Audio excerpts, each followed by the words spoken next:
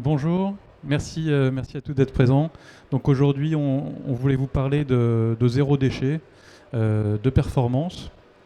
Donc, euh, donc nous, on est un cabinet de conseil on intervient sur l'optimisation de la gestion des déchets, aussi bien sur la partie amont que la gestion aval. Je vous présente rapidement notre entreprise, ensuite une partie sur l'historique des déchets, des enjeux associés à la gestion des déchets.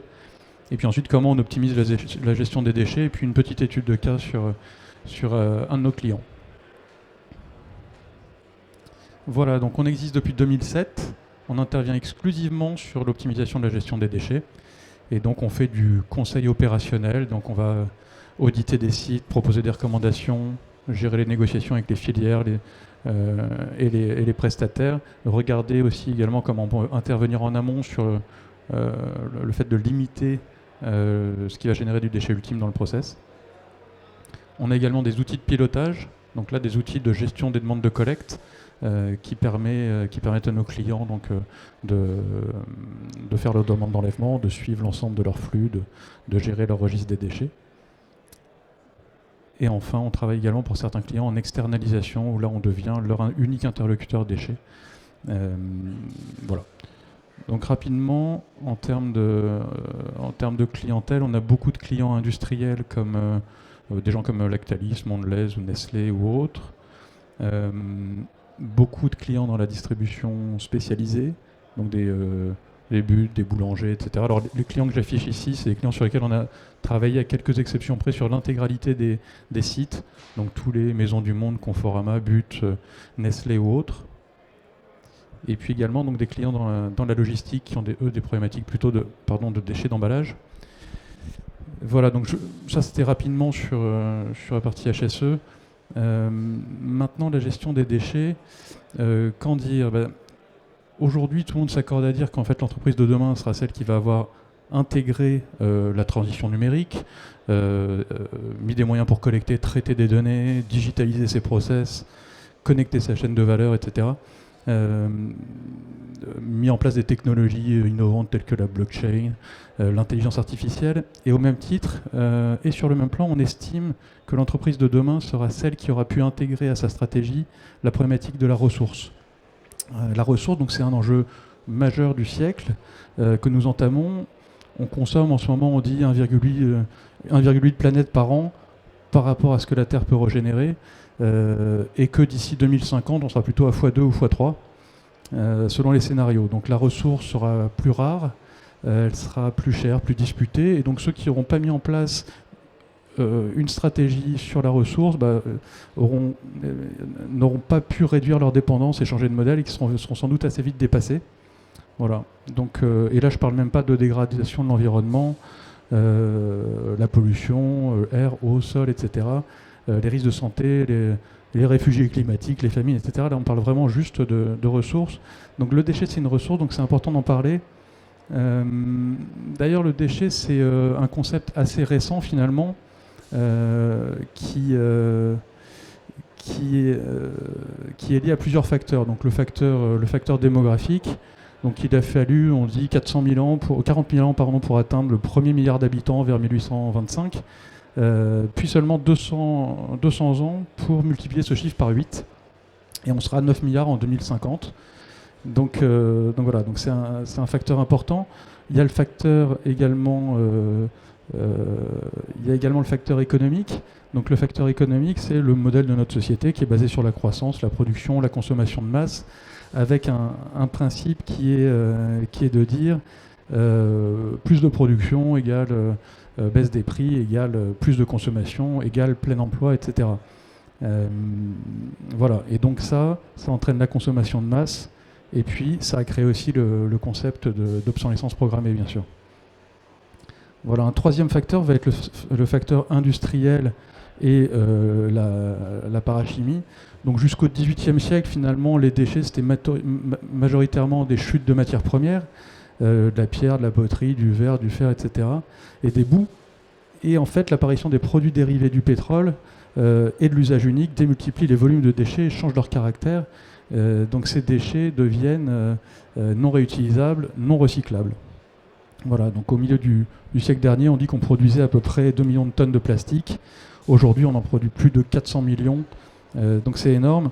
Et en 2050, on dit que, voilà, qu'il y aura plus de déchets plastiques en poids dans l'océan que de poissons, donc c'est assez alarmant. Voilà, alors la question qu'on peut se poser, c'est comment on en est arrivé justement à ça. Donc il y a plusieurs effets. Il y a eu la réglementation. Là, donc la réglementation, elle est finalement assez récente. Le premier texte de loi, c'est en 1970. Et il se focalise toujours sur la gestion des déchets en aval. Voilà. Et en 1975 sort une première loi sur les ICPE, donc les installations classées pour la protection de l'environnement. Et le texte vise à encadrer toute activité qui va avoir un impact potentiel sur l'environnement, dont l'activité déchets. Et donc la loi impose que les déchets doivent être transportés par des entreprises agréées. Les STIC qui vont stocker, regrouper, traiter, trier les déchets sont également soumis à déclaration ou autorisation. Et donc en conséquence, ce sont des contraintes administratives qui incluent deux choses.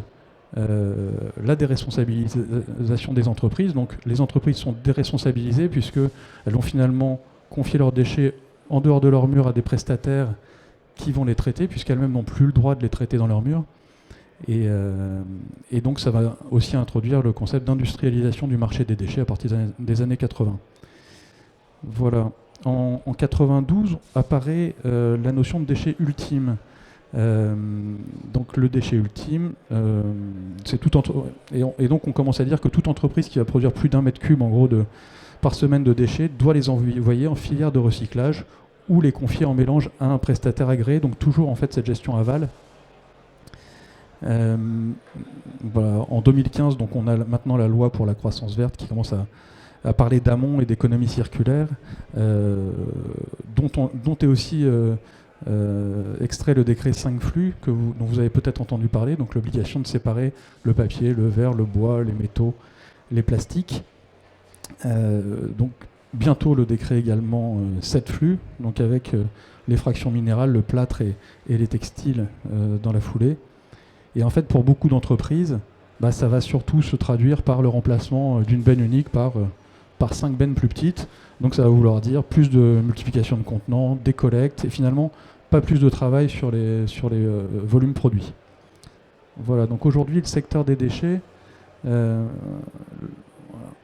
toujours une gestion aval. Donc le secteur des déchets, ça représente un chiffre d'affaires de 14 milliards d'euros en France, dont une dizaine est quand même dédiée encore à la collecte. Donc c'est très peu par rapport à la partie recyclage. Voilà, et c'est normal, jusqu'à il n'y a pas très longtemps, on envoyait encore tous nos déchets en Chine, et c'était là-bas qu'avaient été faits les investissements sur les filières de valorisation. Voilà. Donc la question qu'on peut se poser, c'est est-ce que finalement la solution aux enjeux de la ressource, ce sera toujours plus de collecte, plus de recyclage et donc toujours plus de déchets.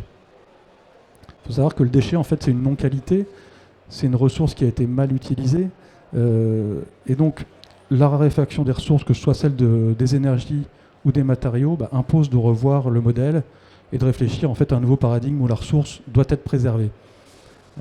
Parce que le déchet, c'est un coût, mais c'est seulement pas un coût en bout de chaîne sur la facture du prestataire, c'est un coût parce qu'en amont, il a fallu sourcer de la matière, la transporter, la stocker, la transformer dans un process industriel, du temps passé par les équipes à chaque étape.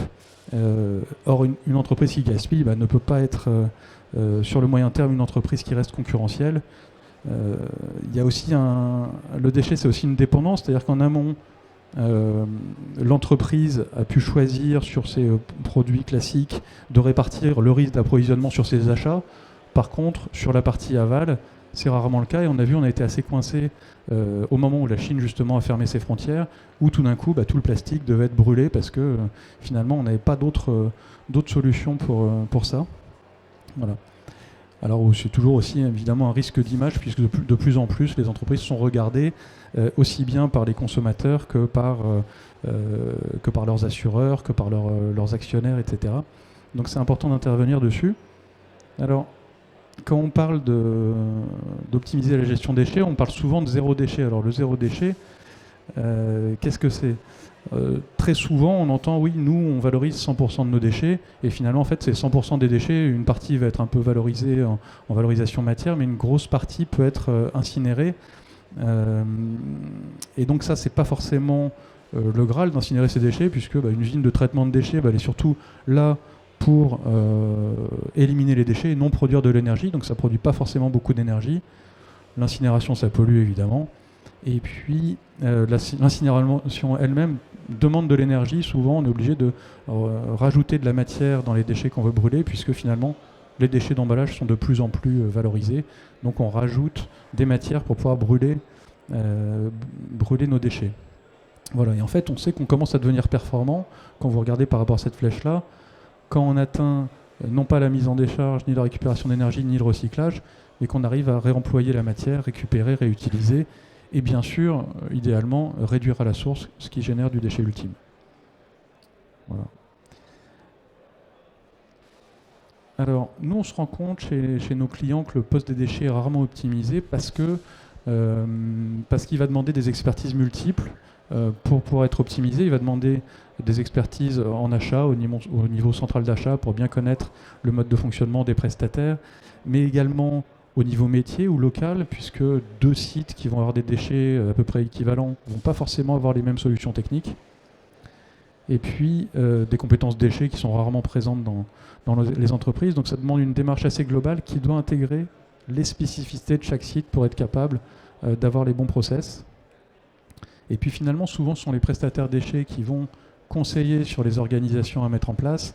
Et les prestataires déchets ont des objectifs assez opposés à ceux de leurs clients. C'est-à-dire qu'eux vont se rémunérer de 3 façons: l'allocation de matériel, la collecte et le traitement de déchets. Donc les matériels en place, c'est un bon moyen pour eux de mettre en place des contrats longs. Eux vont avoir intérêt aussi à pas forcément bien densifier les matières pour faire le plus de rotation possible. Et puis toujours faire transiter des déchets sur leur site. Donc ce qu'on pense, c'est que l'avenir des prestataires déchets, c'est le déchet, mais l'avenir des entreprises, c'est le zéro déchet. Alors comment tendre vers le zéro déchet? C'est l'objet aussi de cette présentation. Voilà, donc ce que je disais tout à l'heure, c'est que sur un process d'entreprise, on a ce qu'on appelle les intrants qui vont générer des produits intentionnels, les produits que l'entreprise va derrière commercialiser. Et là-dessus, tout a été bien analysé pour que le sourcing soit bien fait, la logistique soit optimisée, la production, la distribution, pour derrière obtenir un produit conforme à vendre. Mais à chaque étape, on va avoir du gaspillage au niveau du sourcing, au niveau du transport. Si on a trop acheté, on va trop transporter. On va avoir des rebuts de production. Et également au niveau de la distribution, on va avoir du déchet. Voilà. Donc, en fait, l'idée, c'est vraiment d'appliquer aux déchets la même approche que ce qu'on va avoir sur la partie produit intentionnel. Donc vraiment d'être capable de décomposer à chaque fois tout le cycle de vie pour être capable, en amont, de réduire ce qui va générer du déchet et pendant tout le process, d'optimiser chaque étape. Voilà, donc en effet, sur la partie intrant, travailler sur l'éco-conception, évidemment, de pouvoir réunir l'ensemble des services de l'entreprise pour regarder comment on arrive à mieux produire pour limiter justement ce qui va générer en bout de chaîne du déchet ultime.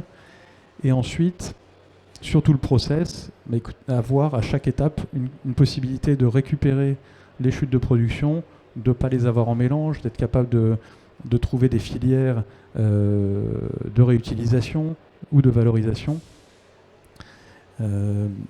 Et c'est comme ça qu'on arrivera finalement à limiter ce qui générera du déchet ultime. Et ce déchet ultime, l'idée, c'est aussi de pouvoir dire, est-ce qu'on peut en faire autre chose que de l'enfouissement, autre chose que de l'incinération? Est-ce qu'on peut aller faire du CSR, donc du combustible solide de récupération? Voilà, donc c'est en décomposant toutes ces étapes qu'on arrive à optimiser la gestion de ces déchets.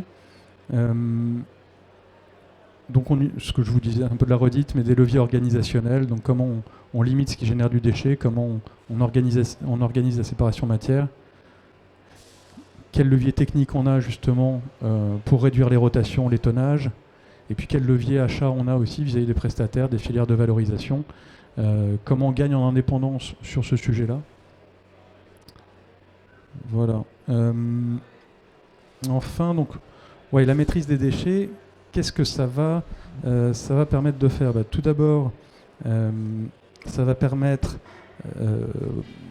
de répondre aux attentes de vos parties prenantes. Donc ça va être l'État, qui aujourd'hui, via la réglementation, intervient et favorise l'économie circulaire.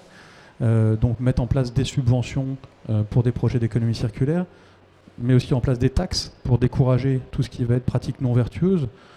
Donc si vous connaissez un peu le sujet, vous voyez que la TGAP, qui est la taxe qui s'applique sur l'ensemble des déchets qui vont être enfouis ou incinérés, évolue de façon très importante, et ce qui entraîne un coût de traitement des déchets qui augmente d'à peu près 15-20% tous les ans pour les déchets qui sont enfouis. Donc ça, c'est assez dissuasif. Et puis, on a aussi les assureurs qui, depuis les années 90, ont commencé à prendre en compte le facteur environnemental pour calculer le risque. Les banques ou les fonds d'investissement, on a aussi certaines banques qui ne financent plus que des projets d'investissement socialement responsables. La comptabilité, on a des cabinets comptables qui interviennent également, qui font de l'extra-financier, donc qui font une comptabilité uniquement sur ce qui est extra-financier pour pouvoir justement apporter des rapports qui démontrent la bonne durabilité de l'entreprise. Et puis évidemment toujours la société civile, donc les clients qui vont systématiquement être plus sensibilisés sur ces sujets-là et être très regardants. Donc nous, ce qu'on estime, c'est qu'en effet, tous les acteurs convergent vers plus de maîtrise des impacts et que finalement, les entreprises qui vont réussir à innover sur ce sujet-là vont rester en tête, puis celles qui sont toujours réactives risquent justement de perdre du terrain et de rester sur le bas-côté. Voilà, donc ça c'était pour la partie un petit peu théorique. Je vais passer la main donc à Hilaire qui va vous présenter un cas client, plus précisément de Mission Zero Waste. Ouais. Donc effectivement, alors vous allez retrouver dans le cas concret les étapes là, que vient de vous présenter Guilain. On va prendre un exemple concret qui est effectivement un de nos clients dans l'industrie du luxe, un de nos clients industrie du luxe française, qui était depuis un certain temps engagé dans une démarche d'optimisation, qui avait déjà lancé un certain nombre d'actions, mais qui, après avoir mis en place un nouveau prestataire 2 ans avant notre intervention, voulait aller encore plus loin, faire un peu un point d'étape sur les actions qu'il avait déjà mis en place, où on en était par rapport à la réglementation, mais par rapport aussi à cette démarche Zero Waste qu'il voulait engager, et voir quels étaient les leviers possibles pour s'améliorer. Concrètement, le périmètre de la mission, c'était les 21 sites en Île-de-France de ce client. On était sur des sites très très variés, puisqu'on avait à la fois des sites type magasin, des zones de vente, des ateliers de production, de confection. Donc on est dans l'industrie du luxe, donc on est sur des métiers de très variés, qui vont de la maroquinerie à l'horlogerie fine, en passant par la cosmétique, les parfums. On avait un peu tous les secteurs que vous pouvez imaginer dans le luxe. Et puis également des sites logistiques. Avec toutes les contraintes et problématiques qu'on peut retrouver dans des sites logistiques. L'ambition, donc, c'était de continuer à réduire son impact environnemental en supprimant autant que possible les déchets à tous les échelons de sa chaîne de valeur. Donc, nous, notre mission a démarré du coup par un audit global de l'ensemble des 21 sites. Donc on est allé sur tous les sites, dans toutes les zones des sites, aussi bien la zone à déchets que la zone de production, que les bureaux, pour faire vraiment un état des lieux global et pour pouvoir identifier un certain nombre de leviers qui permettront justement d'accompagner cette entreprise dans sa démarche zéro déchet. Donc cet audit global a abouti sur ces 10 leviers, 10 chantiers. On appelle ça levier ou chantier, mais 10 chantiers pour répondre à cette ambition. Alors vous voyez que les chantiers sont hyper variés, hyper concrets pour mettre en œuvre à chaque fois une action qui va permettre d'avoir un résultat. Donc ça passe par l'optimisation du pilotage des prestations. Donc là, on est sur vraiment identification des quantités, suivi des taux d'amélioration sur chaque type de déchets. On est sur des sujets de sensibilisation du personnel, de formation et de sensibilisation du personnel. On avait des sujets spécifiques dans les restaurants d'entreprise, donc on a créé un chantier spécifique pour ça sur les restaurants d'entreprise. Un sujet évidemment dans les ateliers de fabrication, de confection. Et puis voilà, enfin vous les avez sous les yeux. Un audit plastique, puisque en fait ils avaient mis en place un certain nombre de tri du plastique, mais finalement ils ont une telle quantité d'emballages plastiques différents et variés que voilà, il était nécessaire pour les accompagner dans un meilleur tri et donc une meilleure valorisation, parce que finalement si on met tous les plastiques en mélange, ça part souvent finalement au DIB. Là on a dit il faut faire un focus sur le tri des plastiques, donc on a créé un chantier audit plastique. On a mis en place, on a travaillé sur un chantier pour étudier la faisabilité et l'opportunité, et d'ailleurs ça a été au bout, d'un centre de surtri interne à l'entreprise avant de partir chez les prestataires déchets, pour être sûr que l'ensemble des flux soient bien triés. Donc l'étude d'un centre de tri interne à l'entreprise, la mise en place de déchets, etc. Bon, d'après des sujets de communication, et on les accompagne encore aujourd'hui sur des sujets de communication. La démarche a été un peu la suivante. Donc vous allez retrouver des éléments que Guylain a pu vous présenter.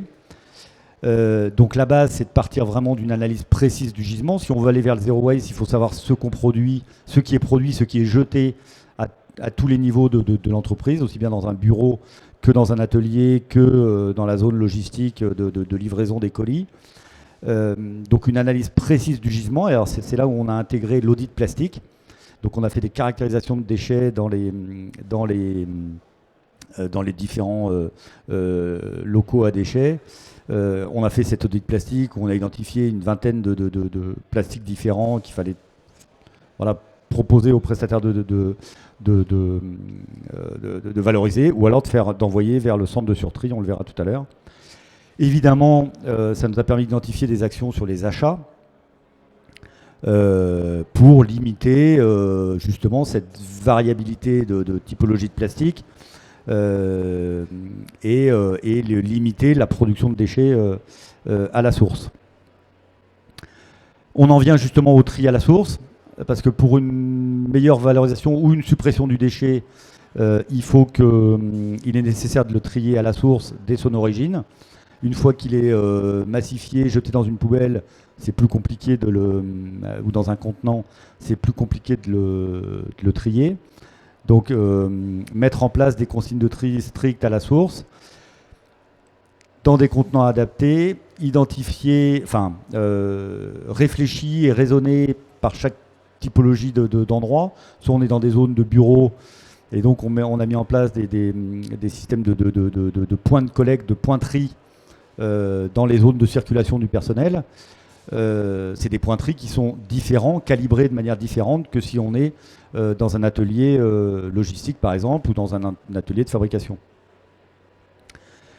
Donc ça c'est le deuxième point de la démarche. Le troisième point, c'est effectivement cette réflexion qu'on a eue avec ce client sur la conception d'un centre de surtri en interne pour faciliter le geste du tri principalement dans les ateliers des artisans, parce qu'on appelle ça des artisans. Et ben en fait on a fait des points de collecte en mélange et qu'on a dirigé vers ce centre de surtri interne pour trier l'ensemble des flux de plastique qui avaient été mis par l'artisan dans le même contenant. Et puis enfin, le sourcing de filières les plus pertinentes et les plus proches des sites de production pour une meilleure valorisation. En détail, je vais reprendre les quatre, au moins les trois premières, un peu plus en détail. Donc on a dit l'audit plastique et les actions sur les achats. L'idée, c'était, comme je vous l'ai dit, de connaître le gisement, de mieux connaître le gisement, les différentes résines de plastique, afin de proposer le tri le plus adapté et effectivement pouvoir orienter les flux, soit directement vers un prestataire de collecte qui pouvait valoriser ce flux, soit vers le centre de surtri interne. Et puis, deuxième objectif, c'était d'agir sur la stratégie achat, comme je l'ai dit, pour diminuer les quantités et les différentes typologies de déchets produits. Plus vous allez diminuer le nombre de typologies de déchets produits, mieux vous allez pouvoir les valoriser et les supprimer de la chaîne. Donc les résultats, vous les avez à l'écran. Une trentaine donc je disais une vingtaine, c'est plutôt une trentaine de typologies de plastique identifiées. Des solutions spécifiques de gestion pour chaque flux identifié.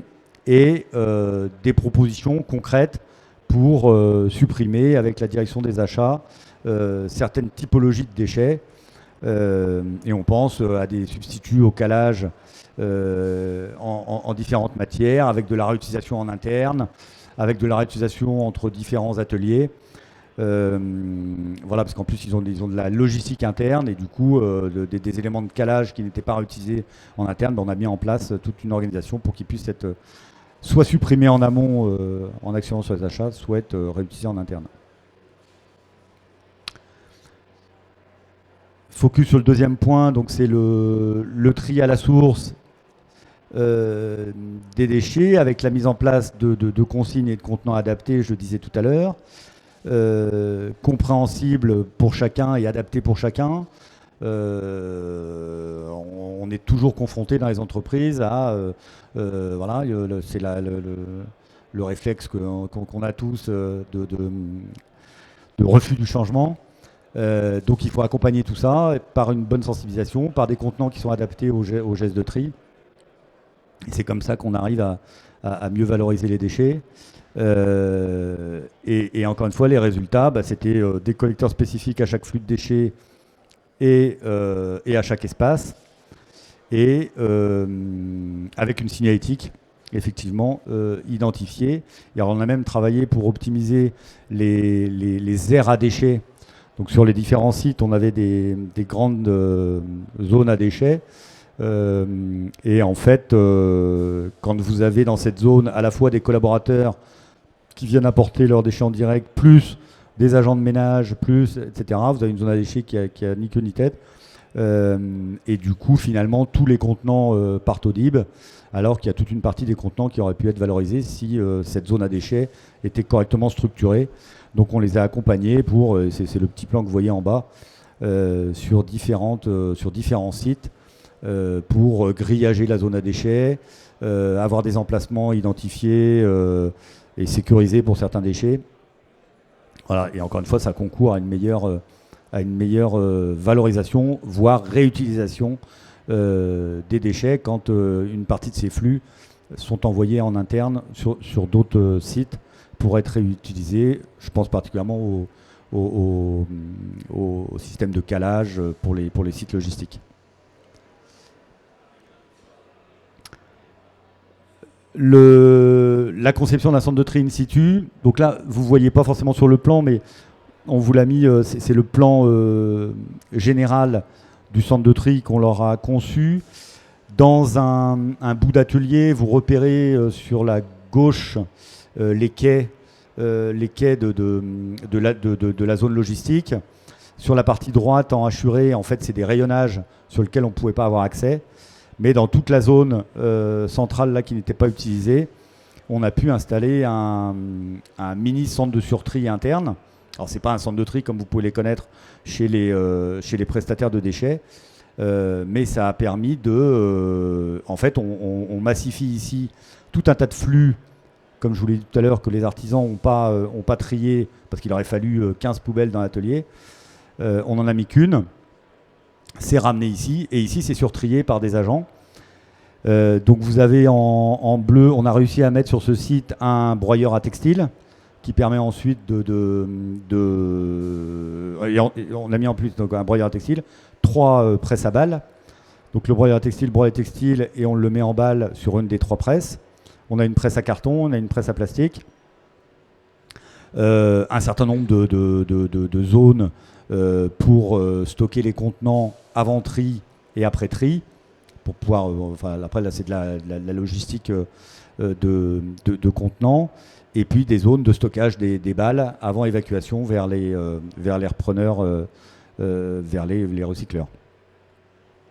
Voilà, et ça permet à tout ce flux qui, avant notre intervention, partait en DIB, d'être surtrié, correctement valorisé, correctement dirigé vers les bons exutoires.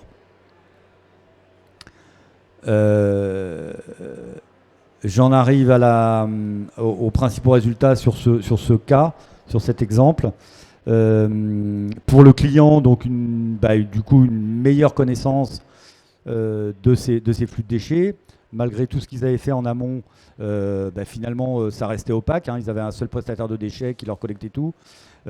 Finalement, après notre intervention, ils avaient une meilleure connaissance de leurs déchets et donc du coup une capacité à mettre en œuvre des plans de progrès pour soit supprimer le déchet, soit mieux le valoriser. Une gestion spécifique, on l'a vu, suivant les sites et les flux. Un engagement des collaborateurs, je n'ai pas fait d'exemple là-dessus, mais je vous ai évoqué la formation, sensibilisation du personnel, indispensable pour réussir ce genre de projet, l'engagement des collaborateurs, et on continue aujourd'hui à faire de la sensibilisation à l'heure du déjeuner, à l'entrée des restaurants d'entreprise ou lors de sessions particulières pour engager les collaborateurs vers le tri de leurs déchets. On a eu évidemment un impact sur les dépenses. Alors des investissements quand même importants en amont pour les contenants, pour les matériels qu'on a mis en place dans le site, mais des coûts de gestion maîtrisés derrière. Un taux de valorisation évidemment en forte croissance et qui continue. Et voilà, et pour les GES, des filières de valorisation locales et de proximité. Voilà cet exemple dans l'industrie du luxe. Je te repasse la main. Voilà, écoutez, j'espère que ça a pu vous intéresser. Voilà, donc on intervient donc en effet chez nos clients à chaque fois sur plusieurs aspects. Donc l'aspect conformité réglementaire, donc on les aide à vérifier qu'ils sont bien conformes à la réglementation, voire à anticiper la réglementation qui évolue beaucoup aujourd'hui. On a un volet aussi achat économique, puisqu'à chaque fois qu'on arrive à faire passer un déchet qui coûte en déchet qui rapporte, il y a un potentiel d'économie important. Voilà, et puis ensuite c'est effectivement de réussir à travailler en amont pour limiter ce qui va générer du déchet. C'est le levier le plus intéressant à travailler. Communiquer en interne pour accompagner la gestion du changement, et puis derrière accompagner au suivi du déploiement et pas mal d'autres aspects. Donc on n'est également pas du tout avare de transfert de compétences. Donc quand on fait des missions, en général ce sont des missions qui peuvent être assez longues, donc on assure ce transfert de compétences vis-à-vis des équipes. Et puis on est, en général, quand on fait un diagnostic, on annonce à peu près les optimisations qu'on va avoir en termes environnemental, économique, organisationnel, et on se tient à ce qu'on a annoncé. Voilà, écoutez, merci beaucoup de votre attention. Hilaire et moi-même sommes là pour répondre à vos questions s'il y en a.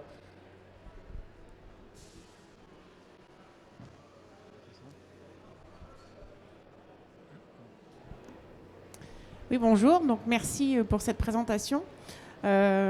Du coup, moi, je m'interroge là sur le cas d'étude. Quel a été finalement le ROI par rapport aux investissements à la fois de votre partie consulting et aussi des investissements importants qu'ils ont dû faire?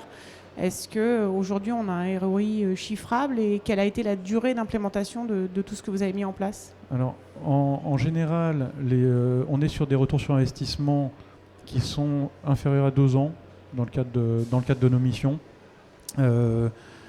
Après, sur les clients du luxe, on n'a jamais le droit de communiquer sur le nom, sur les résultats, etc. Donc je peux vous donner d'autres exemples, mais très souvent, enfin vous avez vu un peu dans nos... Attendez, j'essaie de remonter un peu plus haut. Nos clients, alors dans le luxe, bon, c'est pas l'aspect économique qui prime.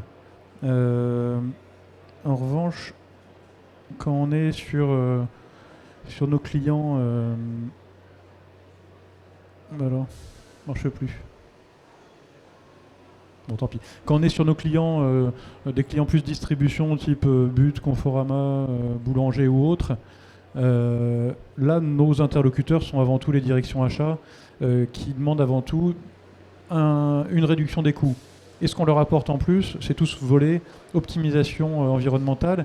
Et en général, on va réussir à réduire au moins... alors, tous ne partent pas du même niveau de maturité, mais si on est dans la distribution, on arrive en général à des taux de valorisation proches de 80%, quand ils partent de souvent 25 ou 30, et on réduit les émissions de gaz à effet de serre en moyenne de 50%. Donc, parce qu'on arrive à réduire les... En fait, l'intérêt, c'est plutôt de travailler sur les quantités plutôt que sur les prix de nos clients. Donc, c'est de voir comment on réduit ce qui va générer du déchet. Quand on a du déchet, comment on fait pour le valoriser avant qu'il soit en mélange ? À quelle filière de valorisation on s'adresse pour le vendre au meilleur tarif ? C'est tout ça.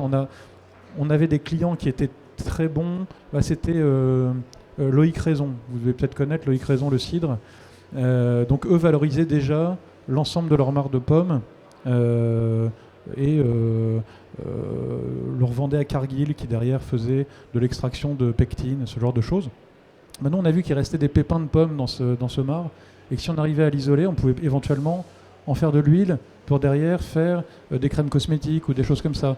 Et donc là du coup on passe d'un déchet qui était revendu peut-être 200 € la tonne à quelque chose à plus forte valeur ajoutée. Et c'est ça qui est sympa dans le métier, c'est toujours d'aller regarder au sein de vos déchets qu'est-ce qu'on peut extraire qui va avoir une valeur ajoutée très importante pour un industriel qui pourra s'en servir. Je ne sais pas si j'ai répondu à votre question. Alors, pas complètement sur la partie exemple luxe, mais en Oui. tout cas sur l'idée, voilà, un ROI moyen de 2 ans, quoi, globalement, c'est ce que je comprends. Merci. Merci beaucoup. En tout cas, on est là encore un petit moment si vous avez d'autres questions. Bonne fin de journée.